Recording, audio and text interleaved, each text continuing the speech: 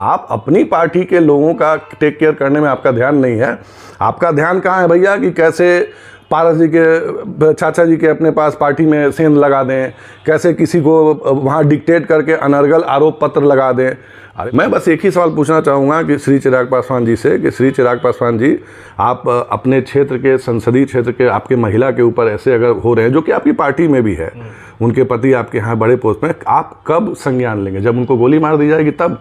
कभी आप उनके प्रवक्ता या उनको स्वयं आप देखिए, आप तेजस्वी यादव जी पे एक प्रश्न उठाते हुए, क्या कुढ़नी में चिराग पासवान के कारण बीजेपी की जीत हुई? कुढ़नी में आप फिर मैं वही कहूंगा, क्या कोई भी चुनाव क्या एक दिन एक रात में बदल जाता है? या उसके लिए मेहनत लगती है? जैसे आप महागठबंधन देखिए, रोज सिर फुटबॉल की स्थिति है, रोज कुछ ना कुछ बर्तन खड़खड़ाने की आपको आवाज आती है। क्या आपको एक आवाज मिली हमारे दल के तरफ से?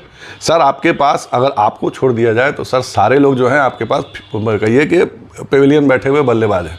अभी फिलहाल सदन में से लेकर के चाहे विधानसभा, लोकसभा, एक आप हैं केवल इकलौते।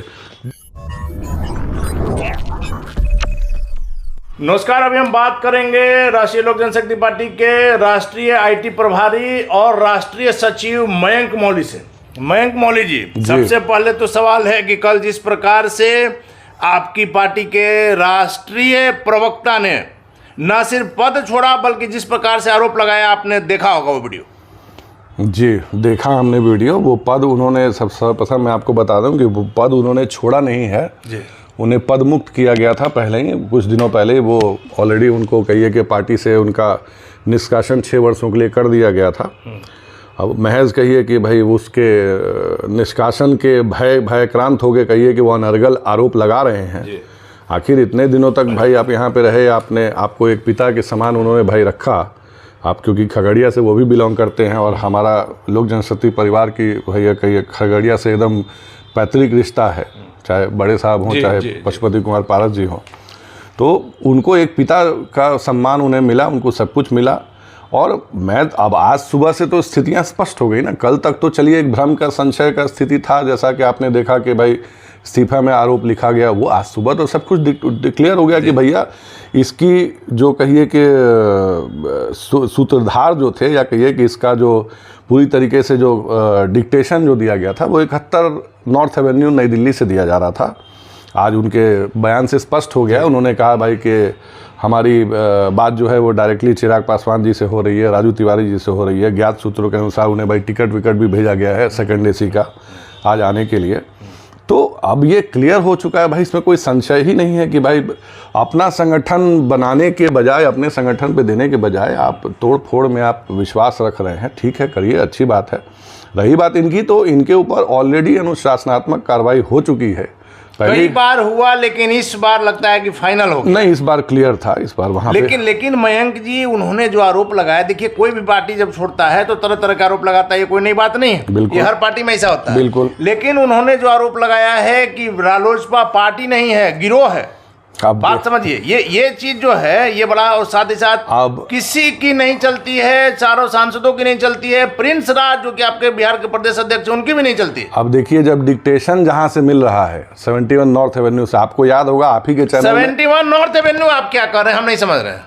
71 नॉर्थ एवेन्यू लोजपा रामविलास का प्रधान कार्यालय, मतलब के हेड ऑफिस है दिल्ली का। इसमें चिराग पासवान कहां से? जब वो व्यक्ति स्वयं कह रहे हैं कि मेरी बात चल रही है उनसे, पिछले 2 दिनों से हो रही है, लाओ ऑडियो रिकॉर्डिंग लाओ मैं ये सुना देता हूं, तब इसमें कुछ अब कहने को रह गया क्या? रही बात आप जिस शब्द गिरोह का इस्तेमाल कर रहे हैं, वो काउंटर अटैक है। आप ही के चैनल पे और कुछ चैनलों पे गिरोह शब्द का इस्तेमाल मैंने किया था। तो अब आपके पास कहने को कुछ बचा नहीं है। आप सिर्फ एटलीस्ट स्क्रिप्ट तो अपनी ला लेते सर। वहाँ कट कॉपी पेस्ट का इतना चलन है कि कम से कम स्क्रिप्ट ओरिजिनल रखनी चाहिए थी। स्क्रिप्ट में वही सेम स्क्रिप्ट कॉपी पेस्ट कर दिया, जनता को पता है भैया। तो बौद्धिक शून्यता जब रहेगी तो भैया कॉपी पेस्ट पे ही तो सारी पार्टी चल रही है। तो ठीक है, करिए गिरोह का जो बोलिए। लेकिन मयंक जी, आपकी बात सही है, लेकिन हमको कभी कभी इस पर एक किस्सा याद आता है कि एक नेताजी को पुत्र प्राप्ति हुआ, लोग जो है बधाई देने के लिए गया तो उन्होंने कहा नहीं मैंने कुछ नहीं किया, सब विपक्ष की साजिश। हाँ। तो हर मामला में चिराग पासवान, अरे भाई ये क्लियर हो चुका है अनिल जी। जो व्यक्ति जा रहा है, जिस व्यक्ति ने इस्तीफा दिया है, वो व्यक्ति कैमरे पे अपशब्दों का प्रयोग करता हुआ, बाकायदा चीख करके एक आपके सहयोगी चैनल मित्र जो होंगे आपके, उनके चैनल पे हमने देखा, उन्होंने क्लियर संदेश में कहा है कि मेरी बात हो रही है, मेरी इनसे होती है, तो बात काहे के लिए हो रही है भैया? वो तो ऑडियो रिकॉर्डिंग की बात कर रहे थे, वो तो कहिए पता नहीं कैसे रुक गए, बट ऑडियो रिकॉर्डिंग की बात चल रही थी। और हमारे ज्ञात सूत्रों के अनुसार फिलहाल लोक जनशक्ति पार्टी रामविलास में उनके ऊपर बयान देने से चुप्पी साध ली गई है। क्या कारण है, क्यों चुप्पी साध ली गई? लोक जनशक्ति पार्टी रामविलास के प्रवक्ता से कल ही शाम में हमारी बात हुई। आज शाम में बात करके दिखा दीजिए। आज सारे लोगों के सुर बदले हुए होंगे, मैं तो आपको चैलेंज देता हूं, जाइए आज शाम में सेम जगह सेम समय से स्थान पे बात करके देख लीजिए। मतलब आपका कहना है कि चिराग के प्रवक्ताओं को बोलने से, खास करके श्रवण अग्रवाल के मुद्दे पर बोलने से मना कर दिया गया? जी बिल्कुल बिल्कुल, आपके भी सूत्र मेरे से ज़्यादा गहरे हैं उस पार्टी में, आप ज़्यादा बेहतर जानते हैं कि मैं क्या करूँ। सब कुछ मुझसे ही ना कहलवाइए, आपको पता है। आप भी तो पहले उस पार्टी में थे, जब से आपने रालोसपा का दामन थामा है थोड़ा हलचल और बढ़ गया है। हलचल तो होगी ना, हलचल तो होनी थी। मैंने पहले मयंक मौली हलचल को बढ़ा रहे हैं, ये भी तो कहा जा सकता है कि श्रवण अग्रवाल को हटाने में मयंक मौली का हाथ है। मैं क्यों हटाऊंगा भैया, मेरी श्रवण अग्रवाल जी से क्या दुश्मनी रहेगी भाई? नहीं, आप संगठन को कुछ नया बदलाव करना चाहते होंगे, क्योंकि आपके जाने के बाद निश्चित तौर पर रालोसपा में एक आशा की किरण जगी। तो आशा, उसी आशा की किरण और उसी विश्वास के लिए ही तो मुझे जिम्मेदारी दी गई। अगर मैं अपनी जिम्मेदारी पे खरा उतर रहा हूँ या अपने जिम्मेदारी को लेकर मैं सजग हूँ, काम कर रहा हूँ, तो इससे परेशानी किसको होगी? इसको, जिसको भाई दल को तो कोई परेशानी नहीं है, हाँ जिन्हें कोई द्वेष हो, दुर्भावना हो, उन्हें परेशानी हो सकती, तो उनका तो हम कुछ नहीं कर सकते भैया। मैं फिलहाल अपने काम पे ध्यान दे रहा हूँ, अपने काम पे लगा हुआ हूँ। हाँ, ये जो चीज़ें चल रही हैं ठीक है, ये भी प्रत्याशित था, और इसका रिमोट मैं कहूँगा कि देखिए, नाटक ही करना था तो थोड़ा ठीक से करना था। नाटक में असल में आपने जो एक्टर लिया, वो कहते हैं ना एक सिनेमा में कि ओवर एक्टिंग के 50 रुपए काट लो, तो भाई मतलब श्रवण अग्रवाल ने ओवर एक्टिंग कर दिया। मैं उसकी बात नहीं कर रहा हूँ भाई। आज सुबह का बयान क्या कहता है? मैं तो कह रहा हूँ भाई 151 रुपये मैं निछावर करने को तैयार हूँ कि उन्होंने सच्चाई बता दी कि भैया मैं वो किनके कहने पे, किनके बहकावे में वो वहाँ जा रहे हैं। अब जा रहे हैं, नहीं जा रहे हैं, उनको भैया हमारे पार्टी लेकिन हमारे पार्टी ने नमस्ते कर दिया है उनको इस मुद्दे पे। अब रही बात, अब आप इतना सवाल उठा रहे हैं कि ठीक है हमारे यहाँ है, चलिए वो तो चले गए। उनके दल में जो लोग हैं उनकी क्या स्थिति है? अभी जो लोग हैं वहाँ पे उनकी क्या स्थिति है? चिराग पासवान की पार्टी में जी बिल्कुल, वहाँ पे क्या परिस्थितियाँ हैं, क्या स्थिति है? लोग सफोकेटेड महसूस कर रहे हैं। लोगों के एक तंत्र जो वहाँ पे हावी है, उस तंत्र के अलावा इतर किसी का भी वहाँ पे कोई संज्ञान नहीं है। कोई चाहे मात जो है मरनी जीनी पे ही क्यों ना आ जाए, उसकी मैं आपसे कहिए कि जो शुरुआत है वो मैं आपसे करूँगा। सिंपल सा बात है, देखिए कि कुछ तो है भाई, कुछ मतलब तो। चिराग पासवान की पार्टी में भी गुटबाजी चल रही है। गुटबाजी की मैं बात नहीं करूंगा, मैं कह रहा हूं कि असंतोष, नाराजगी, असम्मान की स्थिति जो है, और ये अब इससे बेहतर मतलब क्या होगा जो मैं आपको अभी दिखाने जा रहा हूं कि देखिए यहाँ पे इनके अल्पसंख्यक प्रकोष्ठ के प्रदेश अध्यक्ष हैं श्री इमाम गजाली जी, ठीक है। एक वीडियो मैं आपको यहाँ प्ले करूंगा, आप उसको देखिए। यहाँ पे इनकी जो इमाम गजाली की वाइफ जो है, ठंड रात में 200-300 महिलाओं के साथ खड़ी होकर श्री चिराग पासवान जी के सामने पत्र दे करके गुहार लगा रही हैं। चुनाव में इनका गुनाह क्या था? इन्होंने राजद के समर्थित उम्मीदवार के खिलाफ चुनाव लड़ी, ठीक है, पर तंत्र का बेजा इस्तेमाल करके इनको हरा दिया गया, 4 वोटों से हारी। जब वो हालांकि मामला सब जुडिस है तो उसको तो हम नहीं करेंगे। देखिए हाथ जोड़ के ये उनसे गुजारिश करें कि इन्हें जान से मारने की धमकी दी जा रही है, उनके पति को इनकी बच्ची के साथ दुष्कर्म की धमकियाँ दी जा रही हैं। चिराग पासवान जी यहाँ पे हैं, इन्होंने भैया वो मैडम का भाई इन्होंने ज्ञापन लिया, सब कुछ किया, और उसके बाद से जब यहाँ से निकल जाते हैं तो उसके बाद से वो सारा साल सब कुछ भूल जाते हैं।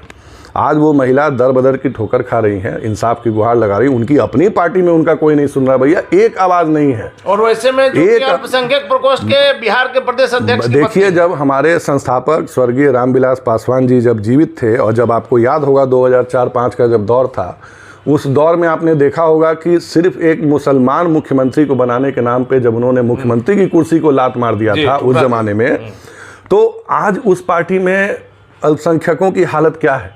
आज ये व्यक्ति जो हैं, इनके लिए भैया आपके लिए कौन, क्या आप इमाम गजाली जी ने भी बहुत मेहनत की है इस पार्टी के लिए। उनकी बीवी का गुनाह क्या हो गया कि उन्होंने श्री चिराग पासवान जी के छोटे भाई तेजस्वी यादव जी के समर्थित कैंडिडेट के खिलाफ चुनाव लड़ लिया, और वो भी आपराधिक प्रवृत्ति के व्यक्ति के खिलाफ में। अगर आपको उनको जान से मारने की धमकियां आ रही हैं, बच्ची के दुष्कर्म की धमकियां आ रही हैं, पति को के ऊपर हमला हो चुका अभी तक, आप चलिए छोड़ दीजिए कि वो किसी राजनीतिक दल में, उनकी बीवी राजनीतिक दल में तो थी नहीं, चुनाव लड़ी सकती। अगर मान लीजिए इधर वो भी ना रहें, अगर आपके संसदीय क्षेत्र की महिला तो हैं, उनके ऊपर अगर एक महिला को उसके दुष्कर्म की, उसके बच्चे के दुष्कर्म की अगर धमकियां मिल नहीं लगता, तो क्या ये मामला संगीन गंभीर नहीं है? एक सांसद होने के नाते उस क्षेत्र के, क्या आपको जब रोक के रात को 200-300 महिलाएं आपका जयकारा लगा करके आपसे हाथ जोड़ के गुहार कर रही हैं कि सर हमारी आबरू की, इज्जत की और हमारे जान की भैया हिफाजत कीजिए, हमारे लिए सवाल उठाइए, तो क्या एज अ नेता इनका दायित्व तो नहीं बनता? जबकि वो व्यक्ति आपके पार्टी का अल्पसंख्यक प्रकोष्ठ का प्रदेश अध्यक्ष भी है, आपका प्रत्याशी रह चुका है, आपके साथ बड़ी विश्वास उम्मीदों के, तो आप अपनी पार्टी के लोगों का टेक केयर करने में आपका ध्यान नहीं है। आपका ध्यान कहाँ है भैया कि कैसे पारस जी के, चाचा जी के अपने पास पार्टी में सेंध लगा दें, कैसे किसी को वहाँ डिक्टेट करके अनर्गल आरोप पत्र लगा दें। अरे भैया आरोप लगाने से क्या हो जाता है? आरोप लगाइए, आरोप सिद्ध भी तो होने चाहिए ना। यहाँ तो ये सिद्ध है, प्रत्यक्ष को प्रमाण की क्या जरूरत है? आज वो लोग जो हैं उनको जान से मारने की धमकी है, सब कुछ है। मैं बस एक ही सवाल पूछना चाहूँगा कि श्री चिराग पासवान जी से, कि श्री चिराग पासवान जी, आप अपने क्षेत्र के, संसदीय क्षेत्र के आपके महिला के ऊपर ऐसे अगर हो रहे हैं, जो कि आपकी पार्टी में भी है, उनके पति आपके यहाँ बड़े पोस्ट में, आप कब संज्ञान लेंगे? जब उनको गोली मार दी जाएगी तब? जो रवायत है आपके पार्टी में कि आप मरने के पास किसी के पास आप चले जाते हैं, जाना भी चाहिए, जब वो जिंदा है तब उसकी मदद कीजिए ना। कल को अगर अनहोनी हो गई, भगवान ना करे, खुदा ना खास्ता कुछ ऐसा हो जाता है, तब पूरा तंत्र लग जाएगा। लेकिन आज क्यों नहीं? आज सवाल मैं बस यही जानना चाहता हूं कि तेजस्वी प्रसाद यादव जी से सवाल करने की हिम्मत क्यों नहीं जुटा पाते हैं? मयंक जी, आप तो उस पार्टी में भी रहे हैं, आपने देखा होगा कि चिराग पासवान छोटी से छोटी घटना रहती है वहां जाते हैं, जो पीड़ित व्यक्ति रहते हैं उनको सांत्वना देने, उनसे मिलने के लिए, और लगातार मुख्यमंत्री को पत्र भी लिखते रहते हैं। लेकिन उनके अल्पसंख्यक प्रकोष्ठ के प्रदेश अध्यक्ष की पत्नी गुहार लगा रही है और कोई सुनवाई नहीं हो रही है। बात हम लोक जनशक्ति पार्टी रामविलास के प्रवक्ताओं से भी जानने का प्रयास आप बिल्कुल कीजिए। जब मैं प्रत्यक्ष को प्रमाण की क्या जरूरत, उन्होंने भेजा है, उनका सिर्फ इतना कहना है कि कल को भैया मेरे तस्वीर पे हार चढ़ जाएगी तब तो आप आ जाएंगे, मैं जानती हूं तब आप आ जाएंगे, या मेरे पति को कल मार दिया जाएगा। आज मैं जिंदा हूं, मुझे मदद आज की जरूरत है। तेजस्वी यादव जी का नाम लेकर के राजद समर्थित गुंडे जो हैं उनके घर पे हमला कर रहे हैं, बदतमीजी की जा रही है उनके साथ। जो व्यक्ति आपका झंडा ढोके खड़ा है, आपके लिए लड़ रहा है, आप उसका ख्याल नहीं रख रहे हैं। आपका सारा ध्यान कहाँ है कि उधर से कैसे बिखराव करा दें, इधर से कैसे कर दें, चाचा की पार्टी को कैसे, चाचा की पार्टी से कर दें। अरे सर, आप अपने काम पे ध्यान दीजिए ना सर। ये क्या, मैं ये क्यों ना मानूं कि यही कारण नहीं है कि इससे आपके एनडीए में आपकी एंट्री नहीं हो पाती है। आप एक तरफ तेजस्वी यादव जी, ठीक है व्यक्तिगत आपका पारिवारिक उससे भैया उनसे दोस्ती है, तो वो तो हमारे मैंने कई राष्ट्रीय अध्यक्ष भाई तो सबकी लेकिन व्यक्तिगत दोस्ती के इतर जब आप एक नोटिस कीजिए, सीरीज ऑफ इवेंट की अगर मैं बात करूं तो आप नोटिस कीजिए, बिहार में कुछ भी घटित होता आप मुख्यमंत्री पे तो आरोप लगाते हैं। आप तेजस्वी यादव जी भी तो हैं उस सरकार में, डिप्टी सीएम, आप सत्ता के बाद आप कभी आप उनके प्रवक्ता या उनको स्वयं आप देखिए, आप तेजस्वी यादव जी पे एक प्रश्न उठाते हैं। क्या लगता है मयंक जी कि चिराग पासवान तेजस्वी यादव के बारे में बोलने से क्यों बचते? चिराग पासवान जी दो नाव की सवारी कर रहे हैं, सीधी सी बात है। मतलब इधर भी जाने की संभावना है। चिराग पासवान जी दो नाव की सवारी कर रहे हैं, उन्हें अपना एक तरफ चुन लेना चाहिए। यही कारण है कि अभी भी एनडीए में एंट्री है वो बाधित है। क्रेडिबिलिटी का इशू उठ जाता है कि भैया आप या तो पक्ष में ये सत्ता में क्या होता है राजनीति, या तो आप पक्ष में होंगे या विपक्ष में होंगे। ये दोनों पक्ष वाले लोग कैसे हो सकते हैं भैया? लेकिन ये चीज तो मानिएगा मयंक जी कि चिराग पासवान ने मोकामा उपचुनाव हुआ, गोपालगंज और कुढ़नी, बीजेपी के लिए जो काम किया, निश्चित तौर पर कुढ़नी में चिराग पासवान के कारण बीजेपी की जीत हुई। कुढ़नी में आप फिर मैं वही कहूंगा, क्या कोई भी चुनाव क्या एक दिन एक रात में बदल जाता है? नहीं, या उसके लिए मेहनत लगती है? हवा कैसे नहीं बन सर, हवा की बातें आप खुद गए थे, आप हमारे राष्ट्रीय अध्यक्ष जी के साथ गए थे। इनके जाने के 15 दिन पहले से हमारे राष्ट्रीय अध्यक्ष जी, हमारे प्रदेश अध्यक्ष जी डोर टू डोर कैंपेन करके उन्होंने किया था। राजनीति का सबसे पुराना तरीका है डोर टू डोर कैंपेन करके लोगों को अपने लिए आकर्षित करना, लोगों से बात करना, लोगों की और वो तो केंद्रीय मंत्री भी थे, लोगों की समस्याएं सुनी, निराकरण किया, ऑन द स्पॉट फैसला किया। हवा वैसे बनाई जाती है। आप गांव में गए थे। बीजेपी कैसे काम करती है? क्या बीजेपी भी डोर टू डोर कैंपेन करती है? बीजेपी में आरएसएस का cadre door to door campaign करता है। तो ये जीत जो है आपको, ठीक है लास्ट में आपको लाया गया, लास्ट में आप आए, लेकिन क्या आप अकेले लाए? आप मोकामा और गोपालगंज चुनाव में देखिए, जो मोकामा में जो स्थिति बनी जो बीजेपी की, बड़ा हुजूम था, लेकिन भीड़ जो है वो कभी भी वोट की गारंटी नहीं होती है। ये तो सिद्ध हो गया, ये मोकामा से सिद्ध हो गया।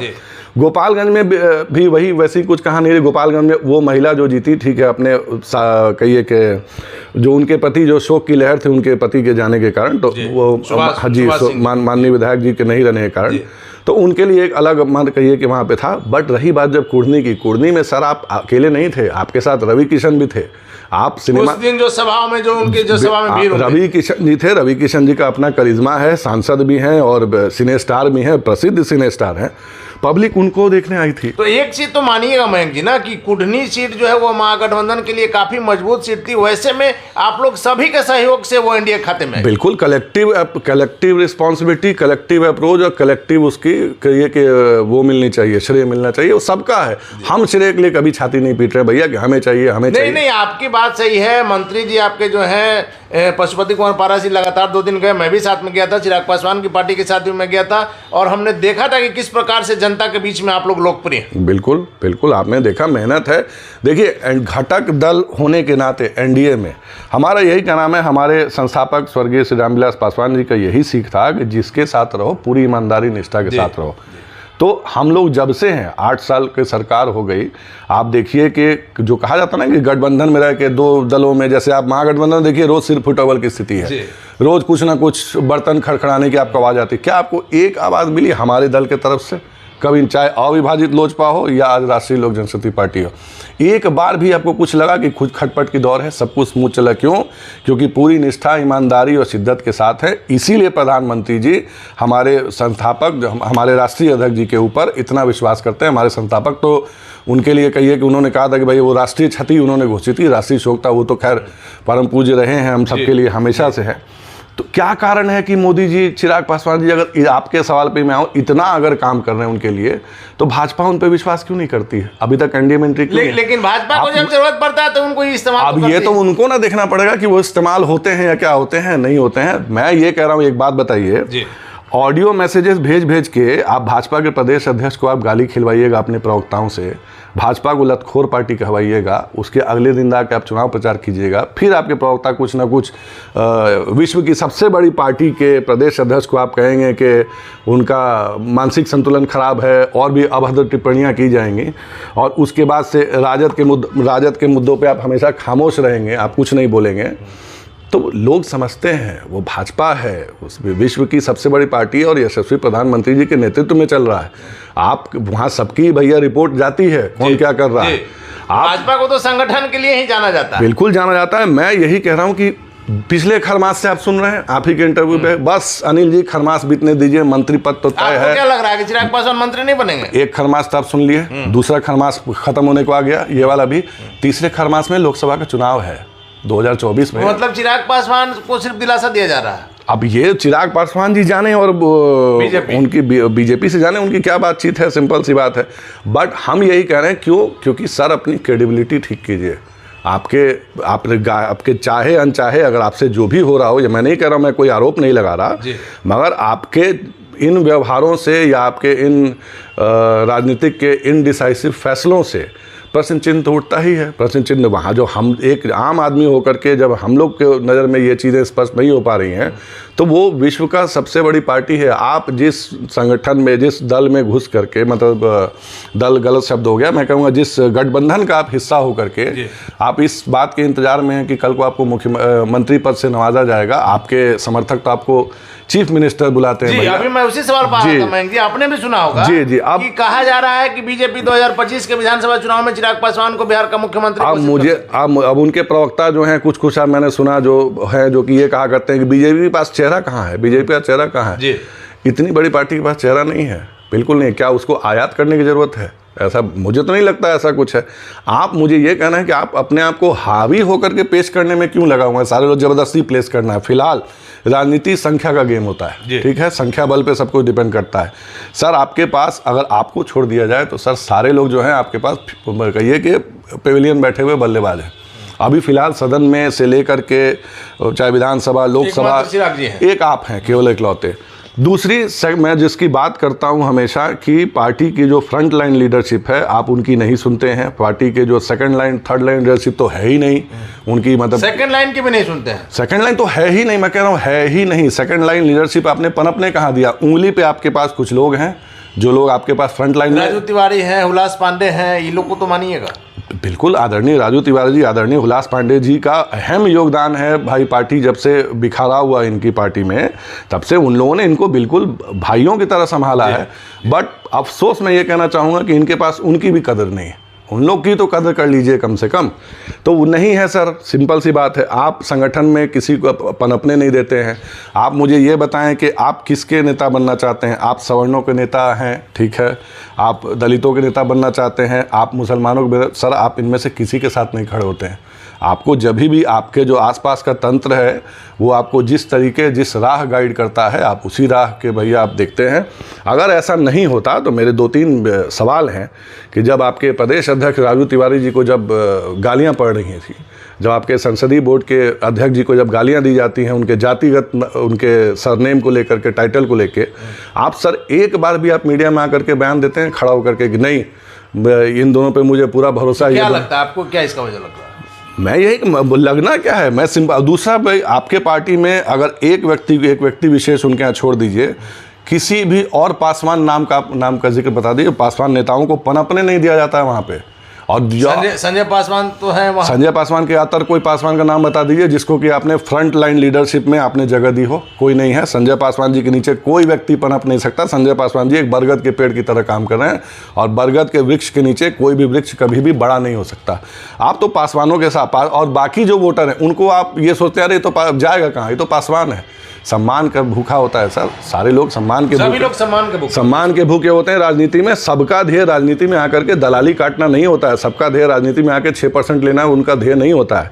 सम्मान की जो होता है। अब रही बात इनकी, आपके प्रदेश में ये व्यक्ति जो हैं जिनकी मैंने बात की, अल्पसंख्यक समाज से आते हैं, जहाँ सारे लोग को इनकी आवाज़ उठानी चाहिए थी, वहाँ सारे लोग कान में तेल डाल के सोए। व्यक्ति वो मुझे दिलीप कुमार का वो पुराना फिल्म मशाल का वो सीन याद आ रहा है, जब दिलीप कुमार की वाइफ रोड पे जब दम तोड़ रही थी तो वो ए भाई गाड़ी रोको भाई, गाड़ी रोको भाई करता हुआ ये व्यक्ति रोड पे आपसे मदद की गुहार लगा रहा है। और लोजपा के सारे कार्यकर्ता इंक्लूडिंग कैडर इनको देख के अपने शीशे चढ़ा के आगे बढ़ जा रहे हैं। कब जाएंगे सर? जब इनकी हत्या हो जाएगी तब। मयंक जी, एक चीज़ तो मानिएगा कि इन्हीं की पार्टी में, चिराग जी की पार्टी में जिस प्रकार से राजू तिवारी हैं, हुलास पांडे हैं, इन लोगों की निष्ठा आज के राजनीति में एक उदाहरण है। यदि उस समय ये लोग चिराग पासवान को छोड़ते, जब चिराग पासवान पर काले बादल मंडरा रहे थे, तो राजू तिवारी और हुलास पांडे जैसे मजबूत हाथ ने पूरे अपने शक्ति के साथ, पूरे निष्ठा के साथ इन्हें थाम लिया। देखिए, मैं आदरणीय श्री राजू तिवारी जी और आदरणीय श्री हुलास पांडे जी का व्यक्तिगत तौर पर भी बड़ा सम्मान करता हूँ। हमेशा से उनके लिए सम्मान है। वो जो करते हैं, जो उन्होंने किया है इनके लिए, उसके लिए सैल्यूट है बाकायदा। उसके लिए दम चाहिए, कलेजा चाहिए। बट उसी तरफ मैं सेम साइड में ये भी कहना चाहूँगा कि I am very sad to say कि उन्हें उनके काम का रिकॉग्निशन नहीं मिलता है। आप दल में 2-3 कहिए कि प्रतिस्पर्धा होना अच्छी बात है, बट प्रतिस्पर्धा के नाम पे गला काट प्रतियोगिता आप ना कराएं किसी की। और कम से कम फ्रंटलाइन लीडर्स की आप सुने, क्योंकि वही वो लोग हैं जिन्होंने आपको कहिए कि इस हद तक संभाल के रखा है, चाहे आप कहीं भी जाते हैं या जो कुछ भी है दल का है। Second line third line leadership तो है ही नहीं। लोग सफोकेटेड महसूस कर रहे हैं, सिंपल सी बात है। और मुझे एक और बात है कि अब आप काम कीजिए सर, आप पार्टी के गार्जियन हैं, आप गार्जियन के तौर पे काम कीजिए। आपके लिए सबको एक समान होना चाहिए। कोई रोड पे मदद की गुहार लगाता रहे और कोई मज़े से 6% की छाली खाता रहे, ये नहीं होना चाहिए। बस मैं इतना ही कहना चाहूँगा, क्योंकि मुझे अब इसके आगे कुछ कहने की जरूरत नहीं। आखिरी सवाल है मयंक है कि इन दिनों खास करके शराबबंदी ही आप मामला ले लीजिए, चाचा भतीजा, कम से कम इस मुद्दे पर एक स्वर नज़र आ रहा है, एक मत नज़र आ रहा है। एनडीए में भी अगर साथ हैं तो शराबबंदी के मुद्दे पर, या जो बिहार में जो अपराध बढ़ रहा है, चाहे अरवल की घटना लीजिए, चाहे बेगूसराय की लीजिए, लगातार चिराग पासवान और पशुपति कुमार पारस जी वहां जाते हैं, लोगों से मिलते हैं। इन बातों में जो सहमति नजर आ रही है, क्या रिश्ते की कड़वाहट कुछ कम हुई है? अब आप इसको रिश्तों पे आप कैसे जोड़ें? ये मुद्दा आधारित सवाल है। जब आप एक बिहार प्रदेश में एक तानाशाह सरकार चल रही है, जिसका कि मैं इसे कहूँगा अमानवीय कानून के कारण लोगों की मृत्यु हो रही है, उस पर अगर आप जा रहे हैं, हमारे नेता जाइए, अगर आप संवेदना प्रकट करने जा रहे हैं, तो आप देखा होगा आपने, जैसे अरवल की घटना हो, ठीक है, इस उम्र में भी, इस उम्र के इस पड़ाव में भी केंद्रीय मंत्री जेड सिक्योरिटी प्रोटेक्टिव होने के बावजूद भी आप साथ गए थे, मोटरसाइकिल से जाकर के उन्होंने, क्योंकि उस गांव में पगडंडी तक नहीं थी, उसको आर्थिक मदद दी उन्होंने, उसको कहिए कि वहाँ के लोकल प्रशासन पे उन्होंने केंद्रीय मंत्री होने के नाते दबाव डाला, उस मृतक परिवार के सरकारी नौकरी के लिए दबाव डाला। आप उसके ठीक अगले दिन का दृश्य याद कीजिए, अगले दिन क्या हो रहा है, गाजे बाजे, पुष्प वर्षा, 8-9 बार भव्य स्वागत, इन सब के साथ गाना बजाना करते हुए आप जा रहे हैं। क्या आप चुनाव प्रचार में गए थे सर? आप किसी के शोकाकुल परिवार को आप सांत्वना देने गए थे। अगर आपको ज्ञापन ही देना था, आप ज्ञापन देते जा करके सिंपल। ये ढोल नता क्या बोलते हैं, ताशे गाने नगाड़े, जनता ने बीच रोड पर रोक करके चिराग पासवान का इस प्रकार से स्वागत किया। अरे अब कितनी जनता बीच रोड पे करती है, आपको भी पता है, कार्यकर्ताओं, आप उनमें से एक जनता के स्टॉल पे तो आप ही ने स्वागत किया था, आपको ही पता है आपकी वो वस्तुस्थिति क्या है, आप खुद थे उस स्टॉल पे। कैसे वो जनता थे या पदाधिकारी थे जिन्हें कि भैया आदेशित किया जाता है कि भैया आपको स्वागत करना है, कैमरा अपॉर्चुनिटी होनी चाहिए। ठीक है सर, करिए कैमरा अपॉर्चुनिटी, मगर संवेदनाओं का राजनीतिकरण नहीं होना चाहिए, संवेदनाओं का मजाक नहीं उड़ना चाहिए। शराबबंदी वाले मामले में कहिए, हमारे नेता आदरणीय श्री पशुपति कुमार पारस जी ने राज्यपाल के पास गए, जाके उन्होंने ज्ञापन दिया, प्रॉपर मुद्दे पे उठाया। केंद्र में बाकायदा हमारे नेता प्रिंस राज जी ने 0 आवर में सवाल रखा है उस चीज़ को लेकर के, बाकायदा उस चीज़ को लेके अभी जितना दबाव हम लोग डाल सकते हैं बाकायदा उस पर डाला जा रहा है। हमारे लोकल लेवल के जो भी कार्यकर्ता थे, मृतक परिवारों से मिले, परिवार से मिलके उन्हें जो सहायता की जा सकती थी सब कुछ दिया गया। देखिए हम भारतीय परंपराओं में एक कहिए कि एक पुराना चलन है कि अगर आप किसी की एक हाथ से मदद करते हैं तो दूसरे हाथ को भी पता नहीं चलना चाहिए। मदद का ये तरीका नहीं है कि मैं गाने बजाने भव्य स्वागत सबके साथ आऊँगा, मतलब शो करके नहीं करें, शोबाजी नहीं होनी चाहिए, किसी के मरने पे शोबाजी नहीं होनी चाहिए। मैं बस यही कहूँगा, वो जाते हैं, जाएं, उनके सलाहकार अगर उनको इस तरीके की राह देते हैं, बट मैं फिर वही कहूँगा, उस तरीके की जो भीड़ होती है वो वोटों का पैमाना बिल्कुल नहीं हो सकती है। अगर आपको कोई ये राय देता है तो सर आपको भरमाया जाता है, और आपके शुभचिंतक होने के नाते भी भाई, क्योंकि आप हमारे साथ रहे हैं, हम आपके साथ, तो राजनीतिक तौर पे जो भी आपका विरोध हो, व्यक्तिगत रूप से आपका मैं बहुत सम्मान करता हूँ। तो आपके एक शुभचिंतक होने के नाते कहूँगा सर, वो तस्वीरें अच्छी नहीं लगती। वो तस्वीरें इसलिए नहीं अच्छी लगती कि कहीं ना कहीं उस मृतक परिवार को ये लगता है कि हमारे मुद्दे पे राजनीतिक रोटियां सेकी जा रही हैं। अगर मदद करनी है सर, वही कहूँगा कि पुराना हमारे भारतीय परंपरा का रिवाज है, एक हाथ से मदद कीजिए, दूसरे हाथ को पता नहीं चलना चाहिए, नेकी कर दरिया में डाल। प्लीज़ इन चीज़ों पे आप कंसंट्रेट करें। और रही बात नववर्ष की शुभकामनाएं मैं देना चाहूँगा, बस। चलिए, धन्यवाद आपका। तो थे हमारे साथ राष्ट्रीय लोक जनशक्ति पार्टी के राष्ट्रीय सचिव, IT प्रभारी मयंक मौली जी, जिनका साफ तौर पर कहना है चिराग पासवान को लेकर के सबसे बड़ी बात इन्होंने कही है कि चिराग पासवान की पार्टी में उनके नीचे के नेताओं का कद्र नहीं है, और साथ ही साथ तेजस्वी यादव पर बोलने में चिराग पासवान क्यों पीछे रहते हैं, जबकि मुख्यमंत्री नीतीश कुमार के खिलाफ लगातार कोई मुद्दा रहती है तो उस पर चिराग पासवान बात करते हैं, बोलते हैं लगातार, लेकिन तेजस्वी यादव के प्रति सॉफ्ट रवैया इस चीज को दर्शा रहा है कि चिराग पासवान ने अभी विकल्प खोल रखे हैं। हालांकि आगे इस विषय पर क्या होता है वो देखने वाली बात होगी। फिलहाल आप बने रहे ब्रेकिंग बिहार के साथ।